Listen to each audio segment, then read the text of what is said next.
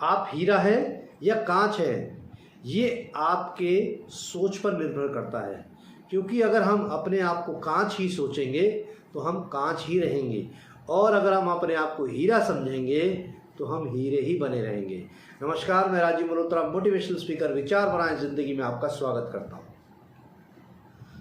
एक राज्य में एक हीरा व्यापारी आता है और राजा को चुनौती देता है कि मेरे पास 2 टुकड़े हैं, इनमें से एक हीरा है और एक कांच का टुकड़ा है। अब आपके दरबार में से मैं सभी को चुनौती देता हूँ कि कौन पहचाने इसको कि कौन सा असली हीरा है और कौन सा नकली हीरा है।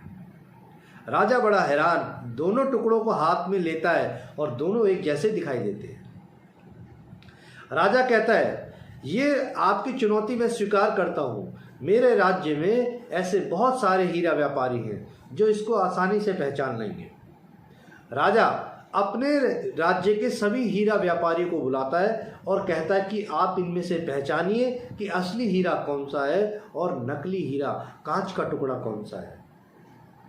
सभी जो व्यापारी थे वो देखते हैं और पहचान नहीं पाते कि आखिर इसमें से हीरा कौन सा है और कांच का टुकड़ा कौन सा है। राजा बड़ा परेशान कि मेरे राज्य में ऐसा कोई व्यक्ति नहीं है, ऐसा कोई व्यक्ति है ही नहीं कि वो हीरा और टुकड़े में से अंतर कर पाए। इतने में एक व्यक्ति आता है जो अंधा होता है और वो राजा साहब के सामने जाकर कहता है, राजा साहब मैं यहाँ पर उपस्थित हूँ और मैं आपको पहचान करके बता दूंगा कि कौन सा असली हीरा है और कौन सा नकली हीरा है। राजा बड़ा परेशान, पूरे दरबारी हैरान कि आखिर एक अंधा व्यक्ति कैसे पहचान सकता है। तो अंधा व्यक्ति दोनों टुकड़ों को हाथ में लेता है और थोड़ी देर के लिए बाहर चला जाता है। राजा कहता है, अरे देख लो वो व्यक्ति कहीं लेके तो नहीं चला गया। तो सिपाही भी उसके पीछे पीछे चले जाते हैं और वो अंधा व्यक्ति थोड़ी देर बाद वापस अपने हाथ में दोनों टुकड़े लेकर आता है। अब वो कहता है, राजा साहब जो मेरे सीधे हाथ में है वही असली हीरा है और जो उल्टे हाथ में है वही कांच का टुकड़ा है, वो हीरा नहीं है। अब जो व्यापारी था, असली जो हीरा व्यापारी था, वो परेशान हो गया। आखिर इतने सारे व्यक्ति पहचान नहीं पाए, लेकिन हीरा व्यापारी जो है देखता है कि अंधा पहचान लेता है। आखिर ऐसा क्या है।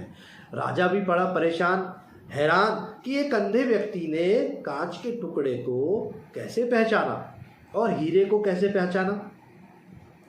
अब वो अंधा व्यक्ति कहता है, राजा साहब बड़ा आसान है, हीरा कभी भी धूप में गर्म नहीं होता और कांच धूप में ले जाने के बाद थोड़ी देर बाद वो गर्म होना शुरू हो जाता है।